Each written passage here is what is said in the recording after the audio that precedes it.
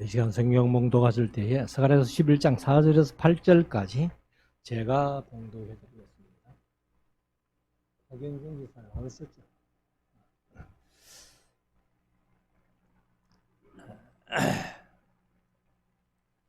4절부터 여호와 나의 하나님이 가라사대 너는 잡힐 양떼를 먹이라. 산 자들은 그들을 잡아도 죄가 없다 하고 판 자들은 말하기를 내가 부욕해 되었은즉 여호와께 찬송하리라 하고 그 목자들은 그들을 불쌍히 여기지 아니하는도다. 여호와가 말하노라. 내가 다시는 이 땅 거민을 불쌍히 여기지 아니하고 그 사람을 각각 그 이웃의 손과 임금의 손에 붙이리니 그들이 이 땅을 칠지라도 내가 그 손에서 건져내지 아니하리라 하시기로. 내가 이 잡힐 양떼를 먹이니 참으로 가련한 양이라. 내가 이의 막대기 둘을 취하여 하나는 은총이라 하며 하나는 연락이라 하고 양떼를 먹일새 한 달 동안에 내가 그 세 목자를 끊었으니 이는 내 마음에 그들을 싫어하였고 그들의 마음에도 나를 미워하였음이라. 아멘. 작성하시고 이제 우리 하나님의 말씀을 묵상하는 시간인데요. 오늘은 스가랴서 11장 4절에서 8절까지 본문을 읽었습니다만은 11장 12장을 함께 묵상하면서 은혜 나누기를 원합니다. 스가랴서가 이제 1장부터 14장까지 있는 내용인데 11장부터 이렇게 하면은 이제 결론 부분에 왔다 이렇게 생각할 수가 있습니다. 그래서 지난 주일에 9장 10장을 말씀드리면서 스가랴서가 좀 어렵고 힘들지만은 그 당시 배경만 좀 어느 정도 이해한다면은 스가랴서도 그렇게 어렵지 않다 하는 것을 말씀을 드렸습니다. 그래서 다시 한번 간단하게 그 배경들을 잠시 말씀을 드리고 오늘 이제 11장 12장을 함께 묵상해 가겠습니다. 이 스가랴 시대가 어떤 시대였나 하면 바벨론으로 포로 잡혀갔다가 1차 귀환했죠. 1차 귀환하고 에스라서 3장에서 말씀하신 대로 1년 지나고 2개월째 되는, 그러니까 전체로 14개월쯤 됐을 때에 이제 성전 기초 공사를 놓았습니다. 기초 공사를 놓고 그리고 이제 아마도 공사를 한 4, 5년 한 것 같아요. 한 4, 5년 하고 그리고는 이제 사마리아를 비롯한 그 대적들이 방해를 해가지고 아닥사스다 왕에게 저서를 올렸고 아닥사스다 왕이 이제 조서를 내려서 공사를 못하게 그렇게 중단시켜 놓은 상태. 그래서 요세푸스는 그 중단된 공사 기간이 9년이다 이렇게 얘기를 했다는 겁니다. 그러면 이제 전체로 귀환해서 지금 다시 재개할 때까지가 한 15년, 16년 가까이 이렇게 흘러갔습니다. 그래서 이 돌아온 숫자가 그렇게 많지 않지요. 뭐 한 나라라고 한다면은 그래도 백성 인구가 좀 많아야 되는데 겨우 돌아온 사람들이 49,897명 돌아왔으니까 그러니까 아마 상당히 이렇게 어렵고 힘들었을 겁니다.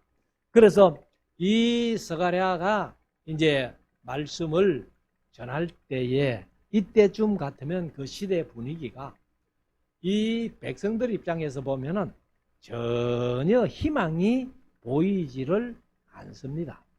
이 5만 명 정도 가지고 어떻게 나라를 이루어 가겠나 하는 그런 희망이 보이지 않는 그런 상태.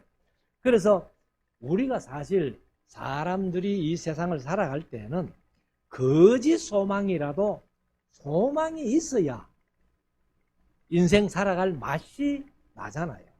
근데 전혀 희망이 없다면은 게르케고르가 말했던 죽음에 이르는 병이다. 이렇게도 말씀을 지난 시간에 드렸습니다.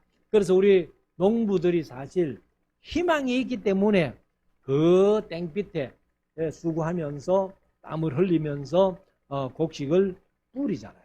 그래서 희망이 없는 시대라는 것을 스가랴 시대로 이렇게 보는데, 아무튼 이 스가랴 시대에는 이제 이 희망이 없었다는 것을 먼저 말씀을 드리고, 그러나서 이제 두 번째는 상당히 많은 사람들이 불신앙이 생겼고, 혹은 세속주의, 혹은 지역 사람과 종교와 피까지 섞이는 혼합주의로 흔들리고 있었습니다. 그래서 사실 이제 포로로 잡혀가기 전에 우상숭배 때문에 포로 잡혀갔잖아요. 하나님을 버리고 우상숭배. 그래서 그 때문에 잡혀갔는데 막상 돌아와서 보니까 지도자들로부터 시작해가지고 대제사장 여호수아부터 이방 여인과 결혼하는, 그래서 세속주의, 혼합주의로 빠져 들어가게 되었다 하는 것을 말씀을 드리고, 그리고 또 한 가지는 지도자에 대한 신뢰가 깨어졌다 하는 것을 지난 시간에 말씀을 드렸습니다. 그리고 이제 주변의 강대국들이 여전히 위협적으로 이 1차 귀환한 그 백성들을 두렵게 만들고 있었고, 그러고 나서 이제 이들의 그 사회적인 분위기 중 가운데 하나가 하나님께 대한 믿음도 흔들리고 있다는 거예요. 그래서 하나님이 진짜 살아계신다면 우리가 왜 이런 처지에 놓여 있어야 되느냐 하는 그런 정도. 그래서 하나님에 대한 신뢰도 점점 흔들리고, 무엇보다도 미래에 대한 아무런 비전이 보이지 않습니다. 처음에 뭐 희망이 없었다 말씀드렸는데, 그 다음에는 또 예언들도 예언자들의 예언서가 있는데 도대체 이루어지는지, 예언자들이 앞에서 상당히 많이 예언을 했는데 이루어진다는 어떤 보장이 안 보이는 거예요. 그래서 자기들 마음대로 마음이 원하는 대로 그렇게 따라가며 생활했고, 그래도 이제 끝까지 이 이스라엘 백성들에게 한 가지 믿음이 있다면은 메시아 신앙이에요.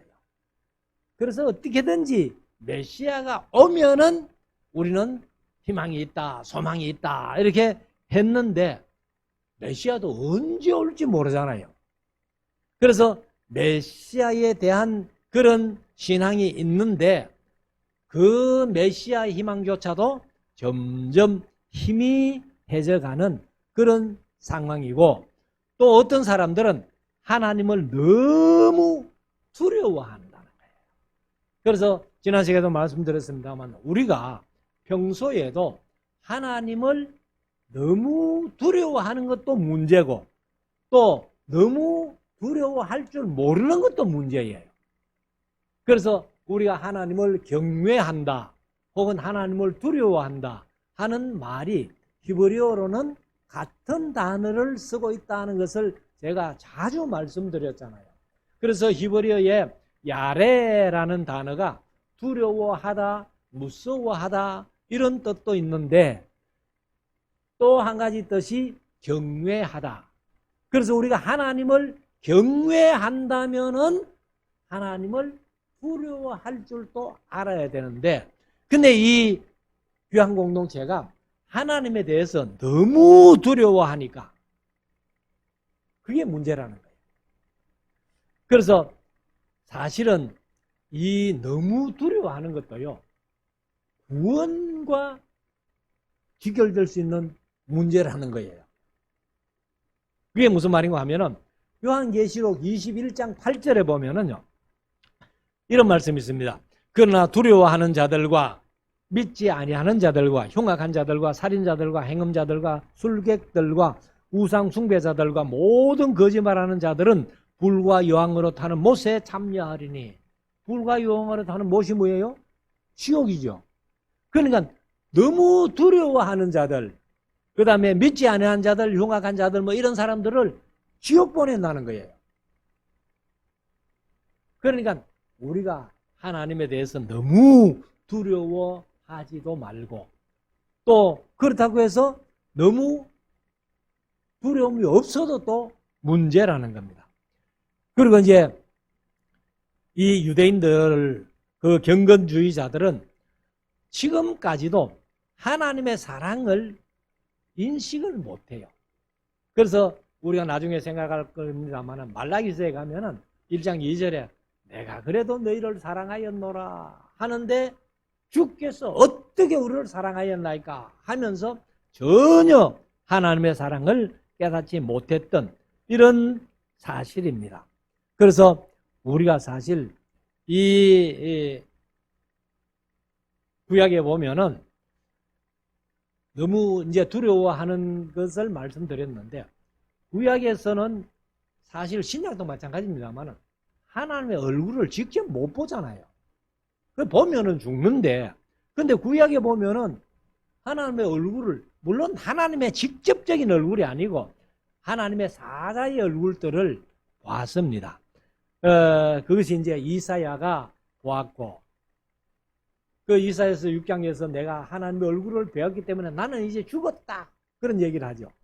그리고 이제 사사기 13장에도 보면은 삼손의 아버지 마노아가 하나님의 여호와의 사자를 만나고 나서 나는 우리 죽었다 이제. 그때에 그 아내가 그런 얘기를 하죠. 만약에 그 얼굴 본으로 우리가 죽는다면은 그분이 우리에게 나타나시지도 않을 거야, 말씀하시지도 않을 거야, 이렇게 이제 했는데, 아무튼 이 하나님을 너무 두려워하는 것도 문제고 두려워하지 않는 것도 문제다. 그리고 이제 그 예루살렘 현실, 완전히 파괴되고 폐허된 현실을 볼 때에 참 이걸 어떻게 감당해야 되나 하는 그런 마음도 있었고, 그러고 나서 이제 포로 귀환 후에 어떤 예언자들의 음성도, 뭐 귀환 후에 한 15년 지났다고 말씀드렸는데, 그때까지 그전에는 늘 예언자들이 나타나가지고 예언을 했는데, 근데 예언자들의 음성이 안 들리는 거예요. 그러다가 이제 학개 선지자가 나타나고 2달 뒤에 스가랴 선지자가 나타나서 이제 말씀을 하시는데, 특별히 스가랴서에는 책망하는 요소가 없고, 그리고 소망과 비전을 많이 말씀을 하고 있다 하는 것을 이제 말씀을 드립니다. 그러고 나서 이제 여기 오늘 11장에 보면은 좀 잘못 믿거나 좀 흔들리는 사람들에게 너희가 이런 식으로 하다가는 하나님께 버림받는 양들이 될 수 있다 하는 그런 아주 좀 따끔한 얘기를 11장에서 하고 있습니다. 그래서 오늘 현실을 우리가 살아가면서 신앙생활하는 저와 여러분들도 이 말씀을 귀담아 들어야 된다 하는 것을 말씀을 드리고, 자 1절부터 한번 보십시다. 11장 1절. 레바논아 네 문을 열고 불이 네 백향목을 사르게 하라. 너 잣나무여 고갈지어다. 백향목이 넘어졌고 아름다운 나무가 회멸되었도다. 바산의 상수리 나무여 고갈지어다. 무성한 삼림이 엎드러졌도다. 그러면 이제 이런 것들이 다 이렇게 파괴되고 엎드러지고 뭐 이렇게 되는데, 3절에 가면은 목자의 곡하는 소리가 남이요. 그러면 앞에 1절 2절에서 말씀하신 레바논을 얘기했고 백향목을 얘기했고 그 다음에 아름다운 뭐 나무, 바산의 상수나무 쭉 얘기를 했는데, 이런 것들이 다 사라지고 없어짐으로 말미암아 목자가 곡하는 소리가 난다는 거예요. 그래서 곡하는 소리가 나며 그 영화로운 것이 회멸되었음이로다.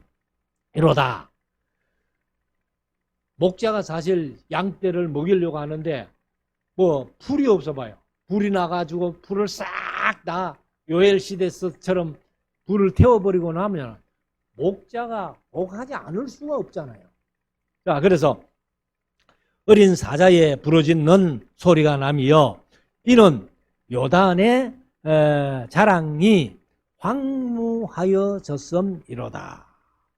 요단의 그 요단 강가에도 여러 가지 나무들이 있고 풀들이 있는 그런 것들이 다 황무해졌기 때문에 목자가 곡하고 그리고 이제 한다는 겁니다. 자, 4절 여호와 나의 하나님이 이같이 이같이는 없는데 원어에는 있다고 계속 말씀드렸는데 여호와 나의 하나님이 이같이 가라사대 너는 잡힐 양떼를 먹이라.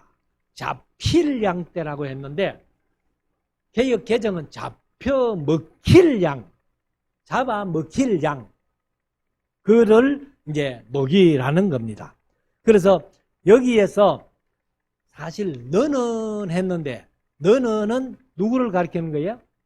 스가랴를 가리키는 거예요. 스가랴를 가리키는 건데 사실 너는 하는 단어가 히브리 원어에는 없습니다. 그래서 우리말로 번역하면서 좀 매끄럽게 쉽게 이해하도록 하려니까 너는 잡힐 양떼를 먹이라 했는데 너는 원어에는 없어요. 그러나 우리말로 일단 이제 너라고 했으니까 너는 스가랴인데 사실은 스가랴 속에 있는 예수님을 가리켜서 너라고 말씀하고 있다. 그래서 우리가 이제 이사야서 같은 데도 보면은 메시아에 대한 예언이 상당히 많잖아요. 그런데 이사야에게 말씀하시는데 이사야 속에 있는 예수님을 가르쳐서 말씀하고 있고 또 우리가 이제 예레미야서 같은 것도 봐왔습니다만은 예언서에는 상당히 이런 부분들이 많다는 거예요.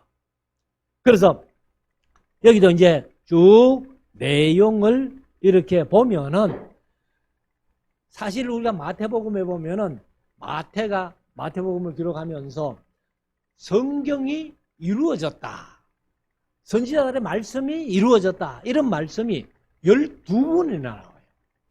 그래서 우리가 볼 때에 그 이사야 7장 14절 보라 전쟁아 잉태의 아들을 낳을 것이 그 이름을 임마누엘을 하라 하는 그 말씀을 마태복음 1장 23절에서 인용했는데 그것은 예언적인 성격이 아니다.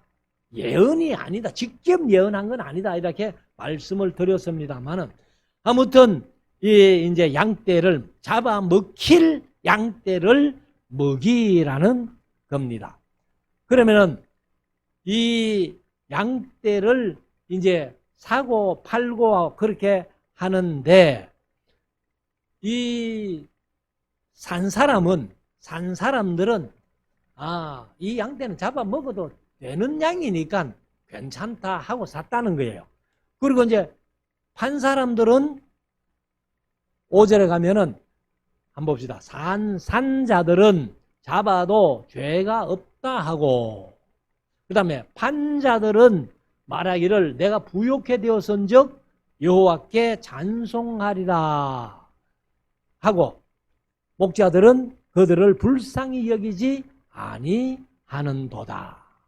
그래서 이 양들은 결국 조금 전에 말씀드린 대로 선지자의 말을 듣고 진지하게 회개하고 바르게 서려고 하는 사람들이 아니고 스가랴가 얘기하고 학계가 얘기해도 그냥 우리 경상도 말로 삐딱하게 마음이 토났을 가지고 말을 옳게 안 듣는 거예요. 오늘날도 아마 성도들 가운데 이런 성도들이 많을 거예요. 하나님의 말씀을 바르게 전하려고 애를 쓰고 바르게 듣고 그 말씀대로 실천하려고 애를 쓰는 그런 마음이 아니라 그냥 한 귀로 듣고 한 귀로 흘려버리면서 대충 신앙생활하는 그런 것들을 향해서 잡힐 양, 잡아먹힐 양이라고 그렇게 말씀을 하고 있다는 겁니다. 그래서 6절에 여호와가 말하노라 내가 다시는 이 땅 거민을 불쌍히 여기지 아니하고 그 사람을 각각 그 이웃의 손과 임금의 손에 붙이리니, 붙인다는 말은 넘겨준다 그 말입니다. 그들이 이 땅을 칠지라도, 이제 이웃나라 그 임금들이 이 땅을 칠지라도 내가 그 손에서 건져내지 아니하리라 하시기로. 그러니까 하나님께서 건져내지 않는다는 겁니다. 그러니까 잡아먹힐 양이니까 하나님이 그래 뭐 니 잡아먹혀버리라 하고 건져주시지 않는다는 거예요. 하나님이 포기한 양들. 7절 내가 이 잡힐 양떼를 먹이니 참으로 가련한 양이라. 하나님이 포기해 버리셨는데 누가 어떻게 해볼 수가 없잖아요. 그래서 그런 양들을 가련한 양이라고 이렇게 표현했는데 7절 하반절 내가 이에 막대기 둘을 취하여 하나는 은총이라 하며 하나는 연락이라 하고 양떼를 먹일세. 그러면 이제 막대기 둘에다가 하나는 연락, 하나는 은총 이렇게 해가지고 말씀하는데, 사실은 우리가 이제 이 막대기와 지팡이 하는 것들도 시편 23편에서 우리가 보았잖아요. 내가 사망의 엄침한 골짜기로 다닐지라도 해를 두려워하지 않을 것은 주께서 나와 함께 하심이라. 주의 지팡이와 막대기가 나를 안위하시나이다.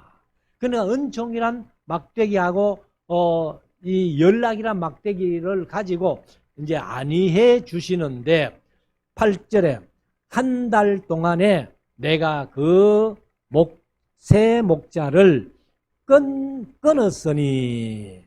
그러면 여기 새 목자라는 말이 뭐냐 하면은 사실 구약시대에 기름 부음을 받는 직분이 있죠. 첫째는 왕직, 두 번째 선지자직, 세 번째 제사장직. 그러니까 왕들이나 제사장들이나 예언자 이들을 가리켜서 새 목자라고 표현했는데 하나님이 그 새 목자를 끊어버린다는 거예요. 그래서 사실 학개 선지자, 스가랴 선지자가 귀한 공동체 선지자로 말씀했고, 그리고 나서 말라기 선지자가 오면은 그 뒤로 400년 동안 세례 요한이 오기까지 이 목자가 끊기는 거예요. 그래서 새 목자를 끊었으니 이는 그 이유는 내 마음에 그들을 싫어하였고 그들의 마음에도 나를 미워하였음이니라. 그러면 하나님과 관계가 끊어진다는 거죠. 그래서 사실은 목자가요, 웬만하면은 자기 양떼들을 사랑하고 지키고 먹일 거 아니에요.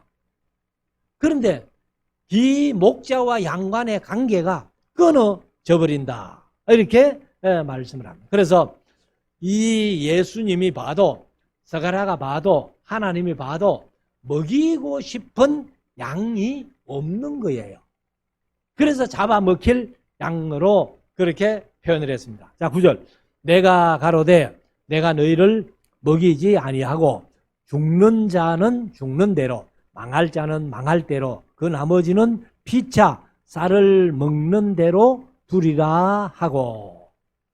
그러니까 하나님이 더 이상 간섭하지 않겠다. 10절. 이에 은총이라 하는 막대기를 취하여 잘랐으니 이는 모든 백성과 세운 언약을 폐하려 하였습니다. 그냥 구약에서 끊임없이 하나님과 언약 맺은 그것을 이제 잘 지켜가야 되는데 이 언약을 깨뜨려 버렸다는 거예요. 폐하여 버렸다는 거예요.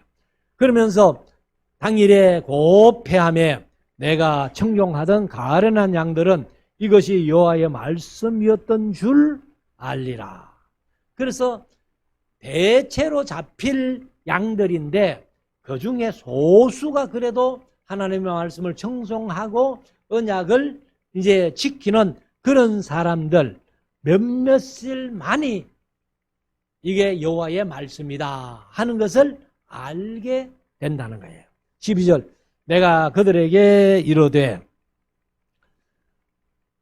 너희가 좋게 여기거든 내 고가를 내게 주고, 여기 이제 고가는 품삯입니다. 그래서 개역개정은 품삯이라고 번역을 했어요. 그래서 사실은 이제 뭐 품삯이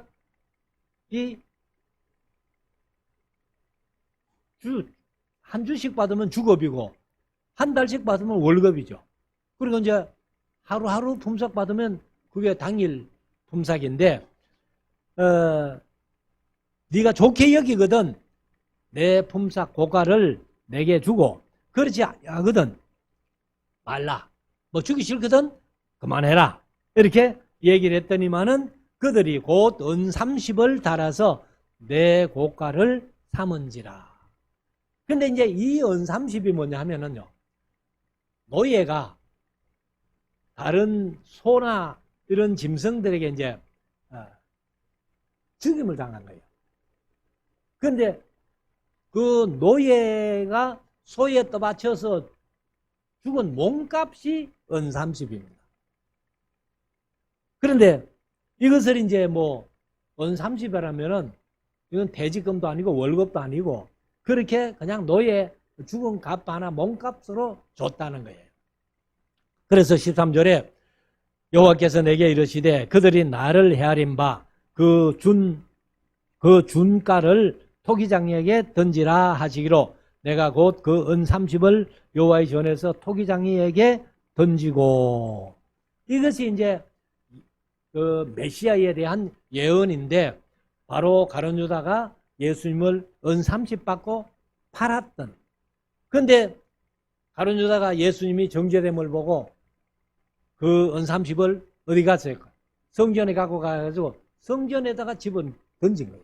그러니까 제사장들이 이거는 핏값이니까 여기 둘 수 없다 해가지고 그것으로 밭을 사가지고 나그네의 묘지를 삼았다. 이 말씀을 이제 하고 있는 겁니다. 자, 그래서 이런 말씀들을 우리가 가만히 보면은 참 힘들고 어렵다 할지라도 우리가 이 세상을 살아가는 그런 삶의 이런 일들이 있다는 거예요. 그래서 이제 14절에 가면은 은총이란 막대기를 잘랐던 것은 이제 언약을 폐하였고 14절에 내가 또 연락이라 하는 둘째 막대기를 잘랐으니 이는 유다와 이스라엘 형제의 의를 끊으려 함이라. 그러니까 하나님과의 관계가 깨어지면은 인간 관계도 깨진다는 것을 여기에서 말씀을 하고 있습니다. 그래서 이스라엘과 유다가 형제국이잖아요.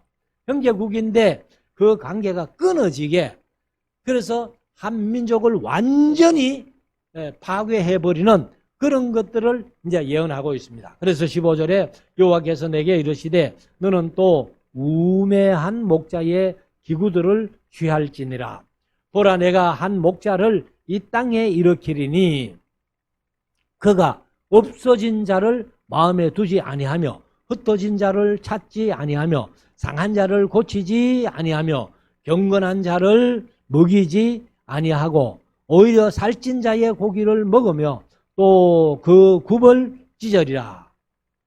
그리고 이제 17절에 화 있을진저 양떼를 버린 못된 목자여.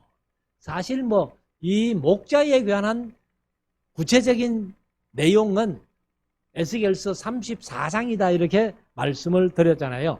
그래서 이 못된 목자들, 목자여 칼이 그 팔의 우편은 눈에, 이 말이니 그 팔이 아주 마르고 그 우편 눈이 아주 어두우리라.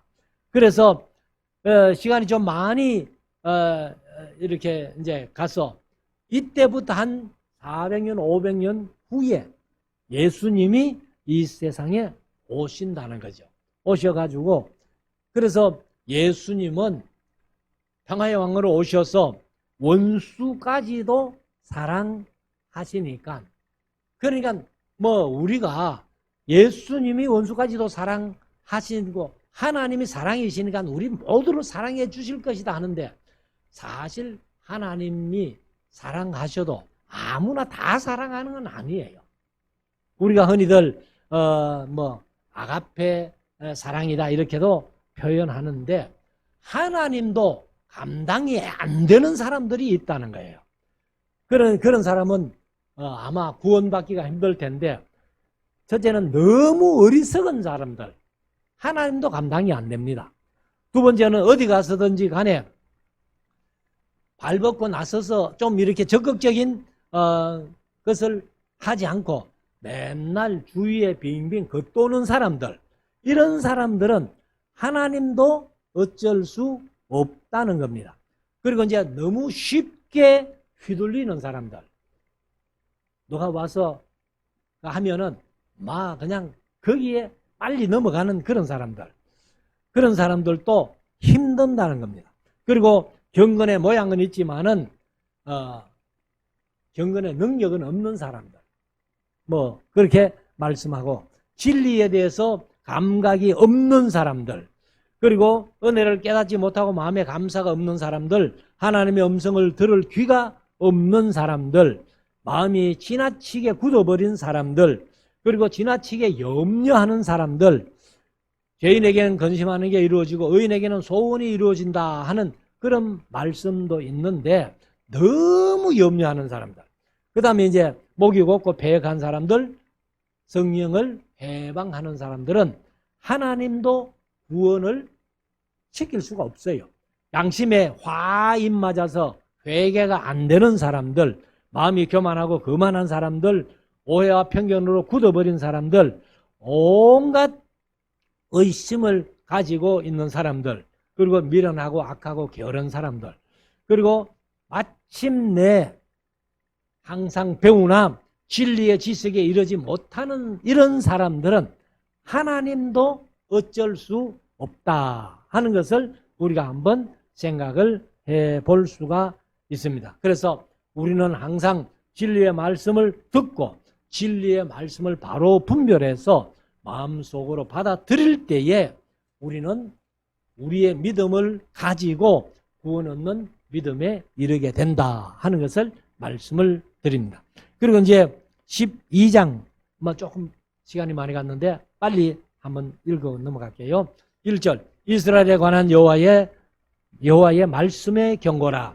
여호와 곧 하늘을 펴시며 땅에 틀을 세우시며 사람 안에 심령을 지으신 자가 가라사대, 보라, 내가 예루살렘 그 사명 국민에게 혼축케 하는 잔이 되게 할지라. 그래서 예루살렘으로 하여금 혼축케 하는 잔이 되겠다. 예루살렘을 누가 와서 건드리기만 하면은 그들은 혼축케 될 것이다 그 말이죠. 그래서 2절에 3절 2절 하반절, 예루살렘이 애워사였을 때에 유다의 가지 미치리라.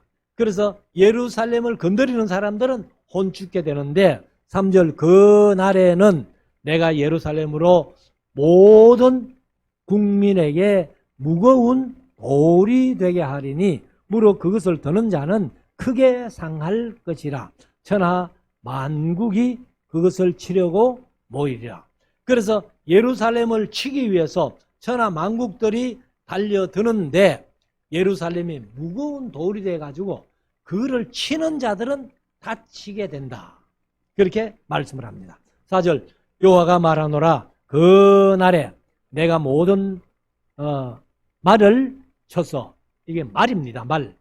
그리고 놀라게 하며 그 자를 쳐서 미치게 하되 유다 족속은 내가 돌아보고 모든 국민의 말을 쳐서 눈을 멀게 하리니 유다의 두목들이 심중에 이르기를 예루살렘 거민이 그들의 하나님 만군의 여호와로 말미암아 힘을 얻었다 할지라. 그래서 예루살렘을 치러 왔던 사람들은 하나님이 다 크게 다치게 하고, 그 유다는 여호와로 말미암아 힘을 얻었다 이렇게 한다는 거죠. 6절 그 날에 내가 유다 두목들로 나무 가운데 화로 같게 하며. 나무 가운데 화로가 있으면 어떻게 돼요? 나무가 다 타버리죠. 곡식단 가운데 곡식단 사이에 횃불 같게 하리니. 그러면 곡식단 사이에 횃불이 있으면 어떻게 해요? 그러면 그 곡식이 다 타버리잖아요. 그러니까 유다가 예루살렘이 바로 이 나무 가운데 화로같이 곡식단 가운데 횃불같이 그렇게 하나님이 만들어 주신다는 거예요. 그래서 그들이 그 좌우에 에워싼 모든 국민을 살을 것이요 예루살렘 사람은 다시 그 본 곳 예루살렘에 거하게 되리라. 7절 여호와가 먼저 유다 장막을 구원하리니 이는 다윗의 집의 영광과 예루살렘 거민의 영광이 유다보다 더하지 못하게 하려 함이니라. 그러니까 유다 땅, 유다 민족 전체를 예루살렘 사람은 다르게 하는 것이 아니라 하나님께서 똑같이 그렇게 해 주신다고 말씀을 하고 있습니다. 그리고 이제 8절에 그 날에 여호와가 예루살렘 거민을 보호하리니 그 중에 약한 자가 그 날에는 다윗 같겠고 다윗의 족속은 하나님 같고 무리 앞에 있는 여호와의 사자 같을 것이라. 그러니까 하나님께서 예루살렘 거민들을 강하게 해가지고 약한 자가 다윗이 얼마나 그 용감하고 강한 사람이에요. 그리고 또 다윗의 족속은 하나님 같고 무리 앞에 있는 여호와의 사자 같게 하겠다. 9절 예루살렘을 치러 오는 열국을 날에 열국을 날에 내가 멸하기를 힘쓰리라. 그래서 예루살렘을 치러 오는 나라들은 결국 하나님이 그들을 치기 때문에 그들은 멸망받을 것이다. 이렇게 말씀을 합니다. 10절 내가 다윗의 집과 예루살렘 거민에게 은총과 강구하는 심령을 부어주리니 그들이 찌른 바 그를 바라보고 아마도 예수님의 재림을 목격하게 될 것이다. 그리고 그를 위하여 애통하기를 독자를 위하여 애통하듯 하며 그를 위하여 통곡하기를 장자를 위하여 통곡하듯 하리라. 그날에 예루살렘의 애통이 있으리니 먹잇도 골짜기 하다드 림몬에 있던 애통과 같을 것이라. 여기 이제 이 먹잇도 골짜기라고 했지만은 먹잇도는요 엄청난 평야입니다. 그래서 구약 성경에서 골짜기라고 표현했지만은 산과 산 사이를 아무리 넓은 평야라도 골짜기라고 한다 이렇게 말씀드렸는데 이 하다드 림몬의 애통이 뭐냐 하면은 사실은 이 요시야 왕이 처음부터 끝까지 하나님을 잘 섬겼던 그런 왕이잖아요. 근데 이 요시야 왕이 바로 누구에게 죽거든요. 그래서 제가 그 강조할 때는 그런 말씀 드립니다. 요시야 왕이 이방인을 통해서 들려지는 하나님의 음성을 분별 못해가지고 죽었다 이렇게 말씀드렸는데 그래 요시야 왕이 죽었을 때 8살에 왕 돼가지고 31년 동안 통치하다가 39살에 젊어서 죽어요. 그때의 백성들이 얼마나 슬퍼하면서 통곡했는지 그게 통곡의 대명사가 됐습니다. 그래서 먹잇도 골짜기에 하다드 림몬의 애통과 같다. 12절 온 땅 각 족속이 따로 애통하되 다윗의 족속이 따로 하고 그 아내들이 따로 하고 나단의 족속이 따로 하고 그 아내들이 따로 하며 레위의 족속이 따로 하고 그 아내들이 따로 하며 시므이의 족속이 따로 하고 그 아내들이 따로 하며 그 모든 남은 족속도 각기 따로 하며 그 아내들이 따로 하리라. 이 말씀은 그때 하다드 림몬의 슬픔이라는 그 슬픔이 너무너무 크게 슬픔을 당했기 때문에 그래서 각기 다 따로 그렇게 설파한다는 그런 얘기를 하고 있습니다. 그래서 우리가 이제 이런 말씀들을 보면서 이 말씀이 아주 메시아에 대한 예언인데 예수님 당시에 구체적으로 이루어졌잖아요. 그래서 예루살렘이라는 것이 누가복음에 보면은 사실은 그 이방인의 수가 차기까지 이방인의 발에 밟히리라 이렇게 누가복음 21장 24절에 말씀을 하시는데 이 말씀도 그대로 이루어지잖아요. 그래서 이 예수님을 이제 그 찌른바 그 본다고 이렇게 말씀하시는데 사실은 이 예수님이 그 겟세마네 동산에서 이제 다른 유다가 로마 군병들 이끌고 잡으러 왔을 때에 그때 예수님이 말씀하셨죠. 그 너희가 뭐 강두를 잡으려고 몽둥이를 들고 나를 잡으러 왔느냐 하시면서 그래서 이제 이 13장 7절 말씀을 인용하죠. 제자들에게 내 목자 내 짝된 자를 치라 목자를 치면 양이 흩어지리라 하는 말씀대로 예수님이 너희도 가려느냐 이렇게 말씀을 하십니다. 말씀하시니까 그때에 이제 이 베드로가 다른 사람은 다 버릴지라도 나는 절대로 주님 안 버리십니다.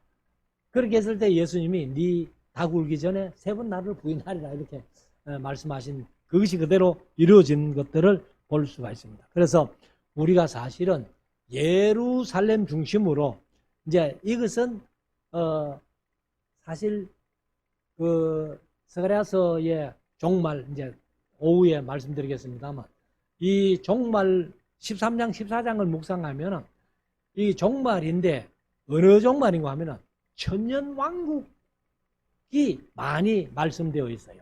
오후 시간에 말씀드리겠습니다만 그래서 우리가 이 세상을 살아가면서 여기 먹힐 양같이 하나님도 포기하고 버리는 그런 먹힐 양 같은 양이 되지 않기 위해서는 우리가 항상 깨어있어 말씀을 묵상하고 우리의 구원을 아름답게 이루어가는 우리 모두가 되어야 할 것입니다.